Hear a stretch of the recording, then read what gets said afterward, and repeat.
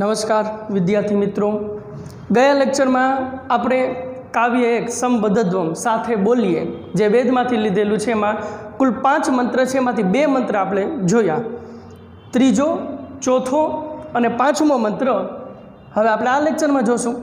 એમાંથી ને આ ત્રીજો મંત્ર એક થોડોક અઘરો છે, ચોથો ને 5મો બહુ સહેલા છે। હવે ત્રીજો મંત્ર છે, તમે જોજો અનુવ્રત સાથે સાથે વર્ક કરજો, ટેક્સ્ટ બુક હોય તો ટેક્સ્ટ બુક અને ચોપડો અને બોલપેન। અનુવ્રત હું 2 વાર બોલીશ એટલે તમને લખવામાં વાંધો ના આવે। અનુવ્રત પિતુઃ પુત્રો માત્રા ભવતુ સમ્મનાઃ જાયા પત્યે મધુમતી વાચમ વદતુ શાંતિવામ, જે અથર્વવેદમાંથી લેવામાં આવ્યો છે। એમાં 3:32 હવે જો ઋગ્વેદમાં 3 ભાગ હતા, એમાં પહેલો ભાગ હતો મંડળ, એની અંદર સૂક્તમ, એની અંદર મંત્ર, આમાં થોડોક ફેરફાર। પહેલો ભાગ છે એને કાંડ કહેવાય, પછી સૂક્તમ અને પછી મંત્ર। તો કેમ કહેશું આપણે? ત્રીજો કાંડ, એની અંદર 30મું સૂક્ત અને બીજો મંત્ર જે આ છે। હવે એના અગત્યના શબ્દાર્થ છે જેને સમજવા માટે તમને તકલીફ ન પડે એટલે અનુવ્રત। હવે અહીંયા ઘણા બધા લોકો ખોટું સમજે છે કે વ્રત એટલે કે કોઈ રહેવાનું વ્રત નહીં, જે આપણે કોઈ વ્રત રહેતા હોય, એના નિયમ પાળતા હોય, ઉપવાસ કરતા હોય, એવું કોઈ વ્રતની વાત નથી થઈ। પણ વ્રત એટલે કે કુળ પરંપરા, નીતિ નિયમ, રૂલ્સ જેને આપણે કહીએ એ કુળ પરંપરા એટલે જે પહેલેથી જ ચાલી આવતી હોય। હું તમને સમજાવીશ, જ્યારે આ શ્લોક સમજાવીશ ને ત્યારે, અત્યારે એટલું સમજી લ્યો। નું પાલન કરનાર, જાયા એટલે પત્ની, પ્રશ્ન, જાયા ઇતિ શબ્દ છે ક અર્થ તો કે પત્ની। બીજો પ્રશ્ન જો આપણે સાથે લેતા જ જઈએ, જાયા ઇતિ શબ્દ છે પર્યાયી શબ્દ, એનો સમાનાર્થી શબ્દ શું થાય તો લખતા જાજો। જાયાનો પર્યાય શબ્દ બરાબર, જાયા એટલે પત્ની અને એનો પર્યાય શબ્દ છે એ દારા, કલત્ર, બરાબર, એવા એના પર્યાય શબ્દ છે। જાયા પછી દારા, દારા એટલે પત્ની થાય, કલત્ર એટલે પત્ની થાય, બરાબર, આવા બધા એના પર્યાય શબ્દ છે। વાચ એટલે કે વાણી અને વદતુ એટલે બોલવી, શાંતિવામ એટલે શાંતિ આપનારી અને મધુમતી એટલે તો મધુર। તો હવે આપણે જોઈએ કે ક્યાંથી મંત્રની શરૂઆત થાય છે। એ તો આપણે પહેલેથી કહી જ દીધું છે કે જ્યાંથી મંત્રનું શરૂઆત થતી હોય ત્યાંથી ભાષાંતરની શરૂઆત ન થાય, પણ ક્યાંથી શરૂઆત થાય છે ડાયરેક્ટ જુઓ, પુત્ર, પુત્રો, અહીંથી શરૂઆત છે। અહીંયા 1 આપો, રિવેશમાં આવી જાઓ, પિતુઃ, અહીંયા 2, રિવેશમાં આવી જાઓ, અનુવ્રત, અહીંયા 3 લ્યો। પુત્ર એ પિતુઃ એટલે કે પિતાના, અનુવ્રત એટલે કે વ્રતનું પાલન કરવું જોઈએ। પુત્ર એ, અત્યારે ખાલી ભાષાંતર જ કરી દઉં પછી સમજૂતી સામે, પુત્ર એ પિતાના વ્રતનું પાલન કરવું જોઈએ। માત્રા સમ્મનાઃ ભવંતુ, માત્રા એટલે કે માતા સાથે, સમ્મનાઃ એટલે સમાનયુક્ત, મનયુક્ત વ્યવહાર કરવો જોઈએ। પુત્ર એ પિતાના વ્રતનું પાલન કરવું જોઈએ, માતા સાથે સમાન મનયુક્ત વ્યવહાર કરવો જોઈએ।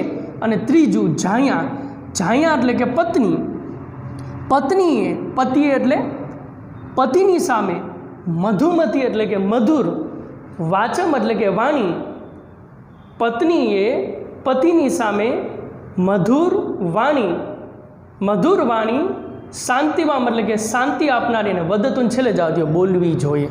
પત્નીએ પતિ સાથે મધુર અને છેલ્લો શબ્દ લઈ લો શાંતિવામ એટલે શાંતિ આપનારી, અને વાચમ એટલે કે વાણી, વદતુ એટલે બોલવી જોઈએ। વાચમ વદતુ એને છેલ્લે જવા દો અને શાંતિવામને આગળ આવવા દો। ફરીથી બોલું છું, પત્નીએ, પતિએ એટલે કે પતિની તરફ, પત્નીએ પતિની સામે મધુર અને આ શબ્દ લઈ લો શાંતિવામ એટલે શાંતિ આપનારી, વાચમ વદતુ વાણી બોલવી જોઈએ। તો આખું ભાષાંતર એકવાર બોલી જાઓ છો પછી સમજૂતી એટલે શ્લોક પૂરો। અને એમાં કોઈ પ્રશ્ન અગત્યના નીકળતા હશે તો હું તમને કહેતો જઈશ, અને વિથ આન્સર તમે નોંધતા જાજો કે પુત્રએ પિતાના વ્રતનું પાલન કરવું જોઈએ, માતા સાથે સમાન વ્યવહાર કરવો જોઈએ, પત્નીએ પતિ સાથે મધુર અને શાંતિયુક્ત, શાંતિ આપનારી વાણી બોલવી જોઈએ। અથર્વવેદનો આ મંત્ર છે, ત્રીજું કાંડ, એની અંદર 30મું સૂક્ત અને એની અંદર બીજો મંત્ર જે આ છે। તો આદર્શ કુટુંબ કેને કહેવાય? આદર્શ કુટુંબ કેને કહેવાય મિત્રો? એની વ્યાખ્યા આપેલી છે, સમજાય છે? વિચાર કરો, એક એવો ઋષિ, એક એવો વ્યક્તિ જે કુટુંબમાં રહેતો નથી, સમજાય છે? એક એવો વ્યક્તિ છે જે કુટુંબમાં રહેતો નથી ને ઘર-બાર તો છોડી દીધું છે, ઘર-બાર છોડી દીધું છે, સમાજને છોડી દીધું છે, જંગલમાં તપ કરવા ગયો છે, જે ઘરમાં ને પરિવારમાં રહેતો નથી, એ મને તમને શીખડાવે છે કે પરિવારમાં કેવી રીતે રહેવાય. આપણે પરિવારમાં રહીએ છીએ પણ રહેતા નથી આવડતું, એટલે જ આજે એ કુટુંબ છે એ વિભક્ત બને છે. અહીંયા સંયુક્ત કુટુંબની ભાવના છે. આજ ભાઈ ભાઈથી કેમ નોકો પડે છે? 10-15 જણાનું પંખીના માળા જેવો પરિવાર હોય ને સાથે રહેતો હોય, એ કેમ બધા નોખા થઈ જાય છે? શા માટે? સમજાય છે? એનું કારણ આ છે કે રહેતા નથી આવડતું. તો પિતા સાથે કેવી રીતે વર્તન કરવું જોઈએ, માતા સાથે કેવી રીતે વર્તન કરવું જોઈએ, પત્ની સાથે કેવી રીતે વર્તન કરવું જોઈએ, આજ આપણો વ્યવહાર જ સંબંધો બગાડે છે. યાદ રાખજો, કોઈ પણ સંબંધ બગડે કે સુધરે એનું કારણ વ્યવહાર હશે. તમે જોજો, તમે 10મામાં આવ્યા છો, તમને યાદ હોય તો 9મા ધોરણમાં, હજી તાજું જ કહેવાય 9મું, હું ન ભૂલતો તો 9મા ધોરણમાં ટેક્સ્ટ બુકની અંદર 11મું કાવ્ય જેનું નામ છે વેદિતવ્યાની મિત્રાણી અને પેજ નંબર 52 ઉપર 3જો શ્લોક અને એની બીજી લીટી એવું છે કે વ્યવહાર માત્રેણ જાયંતે મિત્રાણી રીપવસ્તથાઃ. મારા ને તમારા વ્યવહારથીને મિત્રો બને છે ને વ્યવહારથીને રીપ એટલે શત્રુ બને છે. સારો વ્યવહાર કર્યો તો મારો બેસ્ટ મિત્ર બની ગયો, બેસ્ટ ફ્રેન્ડ બની ગયો. ખરાબ વ્યવહાર કર્યો તો બેસ્ટ દુશ્મન બની ગયો.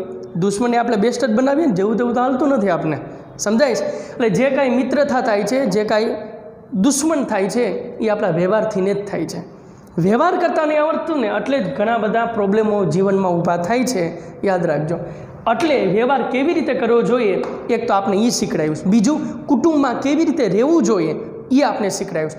આદર્શ કુટુંબ કેને કહેવાય એની વ્યાખ્યા આપી છે.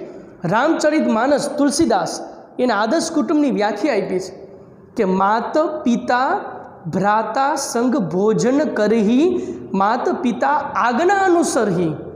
માતા પિતા, સગાવાલા, મિત્ર, ભાઈ બહેન એની સાથે મળીને ભોજન કરવું અને માતા પિતાની આજ્ઞાનું અમલ થતું હોય જે ઘરમાં, એને આદર્શ, ધ ગ્રેટ ફેમિલી, એને આદર્શ કુટુંબ કહેવાય. બરાબર? અને ત્રીજું, બીજો સ્ટેપ બાય સ્ટેપ સમજાવું તમને કે આદર્શ કુટુંબ કેવી રીતે કહેવાય એની વ્યાખ્યા આપી. બીજું કે એની સાથે કેવી રીતે વ્યવહાર કરવો એ આપણે બતાવ્યું છે. અને ત્રીજું કે આદર્શ દીકરો કેને કહેવાય, સમજાય છે? એની વ્યાખ્યા આપીશ. તો આદર્શ દીકરો કેને કહેવાય ને, એ પહેલી લીટી છે ને એની અડધી લીટી એમાં આવી ગયું છે. પુત્રો પિતુઃ અનુવ્રત. આ એનો જવાબ છે. લ્યો, કે પુત્રએ પિતાના વ્રતનું પાલન કરવું જોઈએ.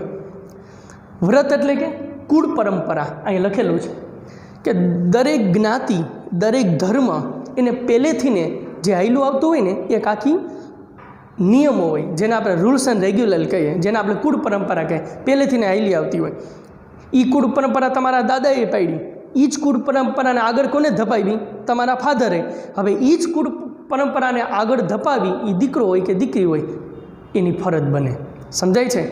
એ કુળ પરંપરા પર ડાઘ લાગે એવું કંઈ નહીં.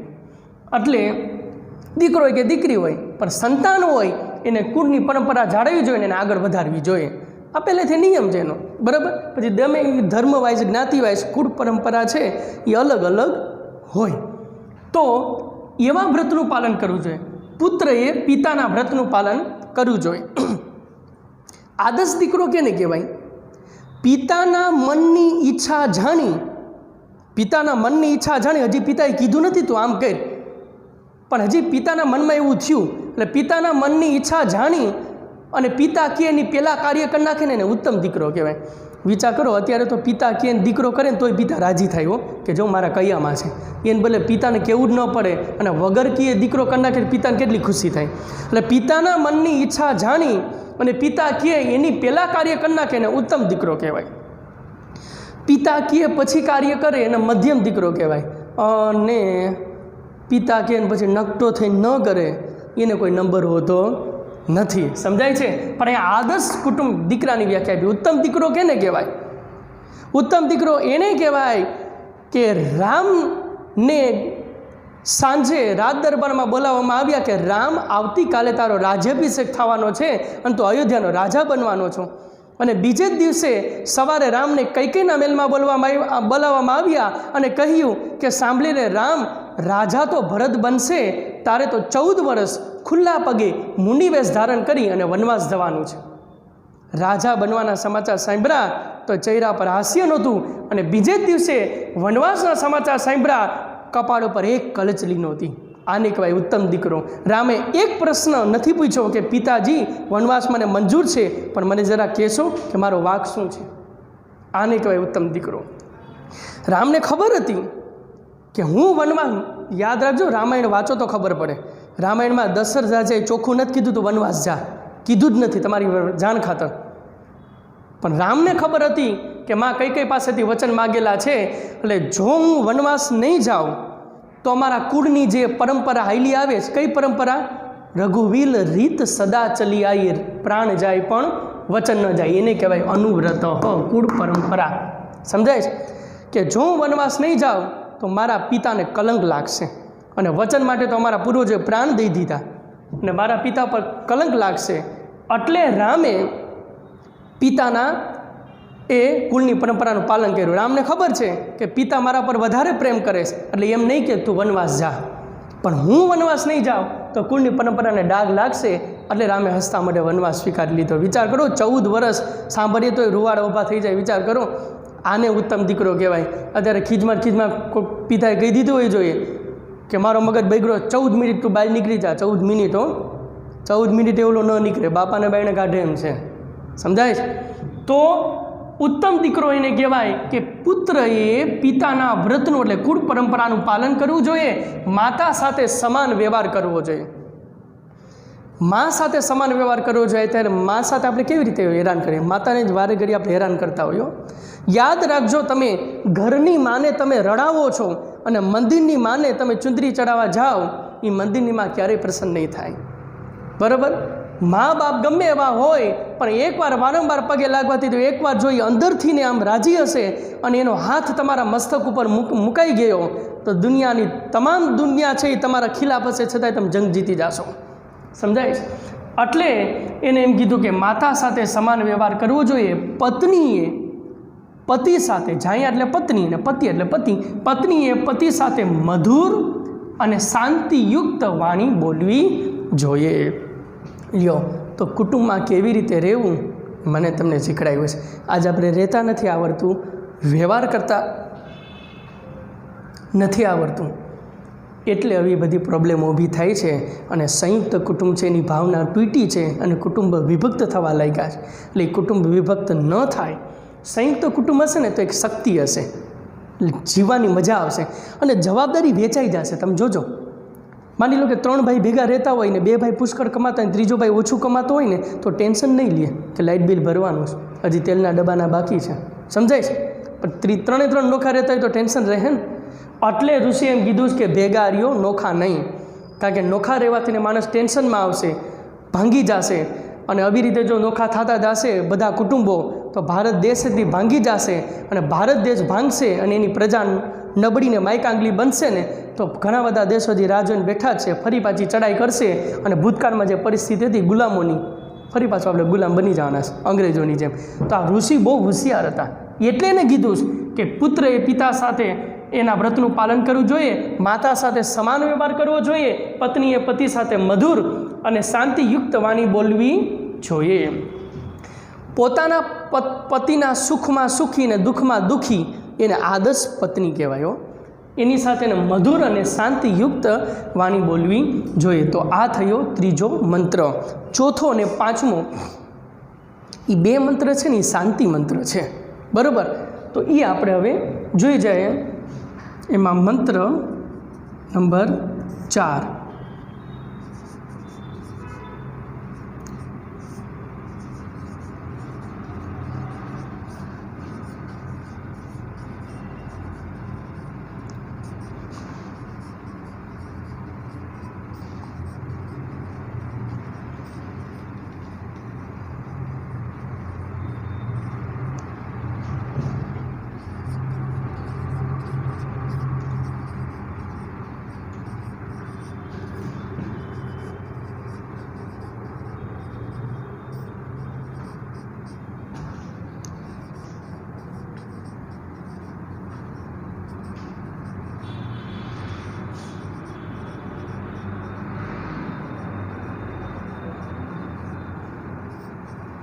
જો સર્વે ભવંતુ સુખિનઃ સર્વે સંતુ નિરામયા શાંતિ મંત્ર છે આપણે બોલતા હોય સર્વે ભદ્રાણી પશ્યંતુ મા કશ્ચિત દુઃખ ભાગ ભવે આ કોઈ વેદમાંથી નથી લેવામાં આવેલા પણ શાંતિ મંત્ર છે અત્યારના પરિસ્થિતિમાં આ મંત્ર સાવ લાગુ પડે છે અત્યારે આ ભયંકર મહામારી આ કોરોનાની એનેથી હું ને આપણે બધા પીડાઈએ છીએ તો ભગવાને પ્રાર્થના કરી છે કે સર્વે સુખી ન ભવંતુ બધા સુખી થાય સર્વે સંતુ નિરામયા આ ખાસ નિરામય એટલે નિરોગી બધા રોગ રહિત બને રોગથી ગ્રસ્ત નહીં પણ રોગથી મુક્ત બને સર્વે ભદ્રાણી પશ્યંતુ બધાનું કલ્યાણ થાય મારું એકનું જ નહીં બધાનું કલ્યાણ થાય એવું હું જોઉં અને માં કશ્ચિત દુઃખ ભાગે આ છેલ્લી લીટી બહુ અગત્યની છે કશ્ચિત એટલે કે કોઈ દુઃખને ભોગવનાર માં એટલે નેગેટિવ કોઈ દુઃખને ભોગવનાર ન હોય કોઈ દુઃખી ન હોય તો એમાં અગત્યના શબ્દાર્થ છે એ આપણે જોઈએ કે એમાં નિરામયા એટલે કે નિરોગી બરાબર અને ભદ્રાણી તો આપણે શબ્દાર્થ આવી જ ગયો છે ભદ્રાણી એટલે કે કલ્યાણ બરાબર પશ્યંતુ એટલે જોવું અને મા કશ્ચિત દુઃખ ભાગવેત જે આ છે ને મા કશ્ચિત દુઃખ ભાગવેત એનું અહીંયા જ હું લખી નાખું છું ક્યારેય કોઈ દુઃખનો ભાગીદાર એટલે કાઉન્સમાં લખું છું દુઃખ ભોગવનાર ન બને એટલે કોઈ દુઃખી ન થાય લ્યો તો જોઈએ આનું ભાષાંતર તો અહીંથી શરૂઆત થાય સર્વે પછી આ લઈ લેવાનું સુખીનો અને ભવંતુને છેલ્લે જવા દેવાનું આમાં એમ જ સર્વે નિરામયા પહેલાં લેવાનું સંતુને છેલ્લે જવા દેવાનું બીજો શબ્દ છે ને છેલ્લે જવા દેવાનો સર્વે સુખી ન ભવંતુ બધા સુખી થાય સર્વે નિરામયા સંતુ બધા નિરામય એટલે નિરોગીને તંદુરસ્ત બને સર્વે ભદ્રાણી પશ્યંતુ બધાનું કલ્યાણ થાય એવું હું જોઉં માં કશ્ચિત દુઃખ ભાવે કશ્ચિત એટલે ક્યારેય કોઈ દુઃખ ભોગવનાર માં અને ભવેત એ બે છેલ્લે આવશે ટૂંકમાં છેલ્લો શબ્દ અને પહેલો શબ્દ એ બે છેલ્લે આવશે ક્યારેય કોઈ દુઃખ ભોગવનાર માં ભવેત બને નહીં ક્યારેય કોઈ દુઃખી ન થાય સમજૂતી સમજીએ શાંતિ મંત્ર છે આ બરાબર અને જો બધાનું કલ્યાણ થાય આખું વિશ્વ કલ્યાણ એવી ભાવના કરેલી છે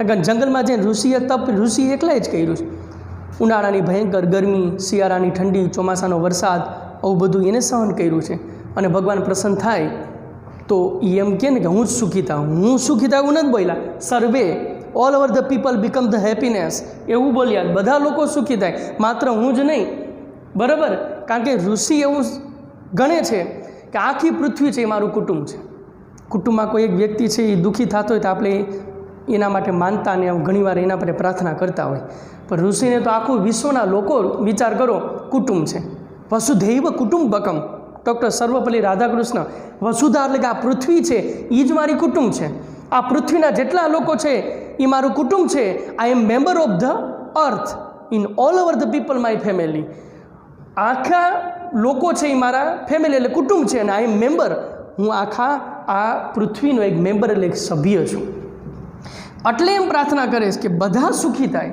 કોઈ દુઃખી ન થાય સર્વે નિરામયા સંતુ બધા નિરામય એટલે નિરોગી બને તંદુરસ્ત બને કોઈ રોગ એવો ન હોય કે માણસનો જીવ લઈ લે રોગગ્રસ્ત નહીં પણ રોગથી મુક્ત બને સર્વે ભદ્રાણી પશ્યંતુ બધાનું કલ્યાણ થાય એવું હું જોઉં અને ક્યારેય કોઈ દુઃખ ભોગવનાર માં ભવેત અથવા બે એના અર્થ થાય ક્યારેય કોઈ દુઃખનો ભાગીદાર ન બને અથવા તો ક્યારેય કોઈ દુઃખ ભોગવનાર ન બને એમ લખો તો ચાલે એટલે ક્યારેય કોઈ દુઃખી ન થાય વિચાર કરો બધાના માટે પ્રાર્થના કરે એટલે આને વસુધૈવ કુટુંબ એવી ભાવના કહેવાય એવી ભાવના કોઈ હોય સૂર્યવંશમાં એક રાજા થઈ ગયો જેનું નામ હતું રંતીદેવ એટલો રાજા હતો કે સાગર સુધીની ધરતી જીતી લીધીને મોટો કિંગ બન્યો અને કેટલી સંપત્તિનો સમ્રાટ હતો પણ એ પહેલેથી ભગવાનનો ભક્ત હતો અને રાજકારીમાં બહુ રસ નહોતો પણ ગાદી સંભાળી થોડાક વર્ષો શાસન કર્યું અને નીકળી ગયો જંગલમાં તપ કરવા ગયો અને આખી પૃથ્વીની પ્રદક્ષિણા ફરી અને તપ કરતાં કરતાં કરતાં એક દિવસ એવું આવ્યું કે એને જમવાનું ન મળ્યું. 2 દિવસથી ભૂખ્યો હતો. એક દિવસ એવું આવ્યું કે એને પાણી પીવાનું પાણી ન મળ્યું. કેમ ચાલે? અને લથડિયા ખાતો તો ચક્કર આવી ગયા, કારણ કે અનાજ નથી નાખ્યું, પાણી નથી નાખ્યું. અને હવે કીધું કે હે ભગવાન, હવે જમ્યા વગર ને પાણી પીધા વગર એક ડગલું આગળ હાલીશ ને તો અહીંયા મરી જાય. એમ કરીને વૃક્ષ નીચે પડી ગયો અને કોઈ દંપતી નીકળ્યા અને એને જોયું કે કોઈ સાધુ મહાત્મા લાગે, એના ઘરે ગયા, મોટો જમવાનો થાળ તૈયાર કર્યો અને મોટો એક કળશો એક પાણીનો તૈયાર કર્યો અને કીધું કે યો મહારાજ જમો. ભગવાનનો આભાર માન્યો કે હજી મેં હમણાં જ કીધું કે જમ્યા વગર એક ડગલું નહીં હાલી શકું અને તે મને જમવાનું દઈ દીધું. કેટલા દિવસથી રંતીદેવ ભૂખ્યો હતો અને રોટલીનું બટકું લઈને બરાબર મોઢામાં નાખવા જાય એવાની અંદર ભગવાને પરીક્ષા કરી અને એક કૂતરો છે એ દુબળો પાત્રો હતો અને એ પણ ભૂખ્યો હશે. જમવામાં થાળીની અંદર જમવાનું જોઈને કૂતરો છે એ મોઢામાંથી લાળ પારવા લાગ્યો અને ખારી છે આખી ચાટવા લાગ્યો. રંતીદેવને થયું કે મારા કરતાં કૂતરાને વધારે ભૂખ લાગી છે, આખો જમવાનો થાળ કૂતરાને દઈ દીધો. ભૂખ્યો તો એ હતો. એને એમ થયું કે લે આ પાણીથી ને હું મારી ભૂખ અને તરસ બે છીપાવી દઈશ. અને બરાબર કળશોમાં પાણી હતું, કારણ કે તરસ્યો હતો, એ પાણી પીવા ગયો તો એક ગરીબ બ્રાહ્મણ, એક ભગવાન એનું રૂપ લીધો, હાવ ગરીબ હતો અને કીધું કે રાજા, કેટલા દિવસથી ભટકું છું, પાણી નથી મળ્યું, હવે પાણી પીધા વગર એક ડગલું આગળ વધીશ ને તો હું મરી જઈશ. તરત જ પાણીનો કળશો છે રંતીદેવે એ ગરીબને આપ્યો અને જેવો કળશો આપ્યો તો ભગવાને એને દર્શન દીધા કે રાજા, તુંય ભૂખ્યો હતો પણ તને કૂતરાની ભૂખ દેખાણી, તુંય તરસ્યો હતો પણ તને મારી તરસ દેખાણી, માગ, તારે શું જોઈએ? વિચાર કરો, આપણામાં રંતીદેવમાં શું ફેર? આપણે હોઈએ તો કે ભગવાન પહેલાં તો જમવાનું ના પાણી બે લઈ લીધા ને પહેલાં આપી દો અને હું જમી લઉં પછી ત્યાં સુધી ઊભા રહેજો, હજી માગવાનું તો બાકી જ છે. જમી લઉં, પાણી પી લઉં, પછી લિસ્ટ તૈયાર કરવું પડશે ને અને પછી આમ. એટલે જ આપણા નામ નથી બોલાતા, રંતીદેવના બોલાય. બરાબર? રંતીદેવે શું માગ્યું કે મારે કાંઈ જોતું જ નથી. વારંવાર ભગવાન પાછળ પડી ગયા ને તો એટલું જ માગ્યું. મારે તમને એટલા માટે આ સમજાવવું છે કે માં કશી દુઃખ ભાગવેત, અવિભાવના રંતીદેવમાં હતી કે તમારે મને આપવું જોઈએ તો મેં આખા ધરતીની પ્રદક્ષિણા ફરી છે. બાળકથી માંડી અને વૃદ્ધ સુધી, આબાલ વૃદ્ધ, મેં બધાને દુઃખી જોયા છે. તો આટલા બધા લોકોને દુઃખી હું કાન કરે છે? લોકો દુઃખી હું કાન થતા હોય છે? એક કામ કર ભગવાન, તાર મને આપવું જ છે ને, આ બધાય લોકો જે દુઃખી છે એ બધાયનું દુઃખ લઈ લે અને એ દુઃખનો પોટલો છે એ મને એકને દઈ દે. બધાય વતી હું એકલો દુઃખ ભોગવ્યા કરું અને બધાયને સુખી કર. All over the people in become the happiness. Please ભગવાન એમ કહેશ કે મને આ વરદાન આપી દે, તું બધાને સુખી કર અને બધાના દુઃખ ભેગા કરી તું મને એકને દઈ દે. વિચાર કરો, ધ ગ્રેટ થિંકિંગ. આને કહેવાય નોબલ થોટ. માં કશી દુઃખ ભાવે, કોઈ દુઃખ ભોગવનાર ન હોય. આને કહેવાય ઉમદા વિચારો. આ શાંતિની ભાવના થઈ. તો ચોથો શ્લોક આવી રીતે હતો, બધા સુખી થાય, બધા નિરોગી બને, બધાનું કલ્યાણ થાય એવું હું જોઉં અને ક્યારેય કોઈ દુઃખી ન થાય. અને હવે આપણે જોઈએ 5મો મંત્ર. જે છેલ્લો મંત્ર છે એ પણ શાંતિ મંત્ર છે. 5મો મંત્ર છે.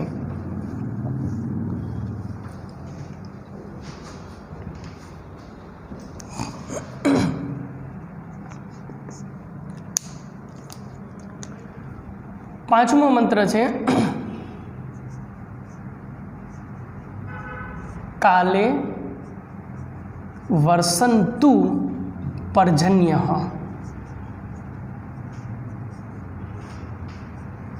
પૃથ્વી સસ્ય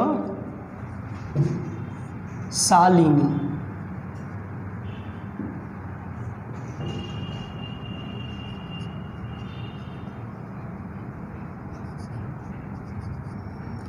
તેષો અયમ શોભરહિત માનવાહ સંતુ નિર્ભયા. આ શાંતિ મંત્ર છે. થોડાક આપણે એના શબ્દ જોઈ જઈએ. કાલે, કાલે એટલે કાલે નહીં, ટુમોરો નહીં. કાલે એટલે સમયે સમયે. અને પર્જન્ય એટલે કે વરસાદ.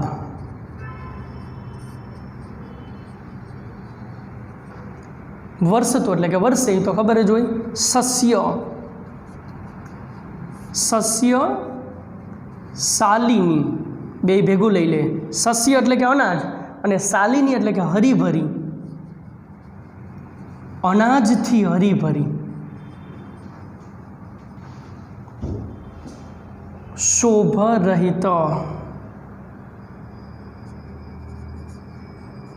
શોભ એટલે કે ભય, અને પછીનો શબ્દ છે નિર્ભયા. નિર્ભય એટલે કે નિડર.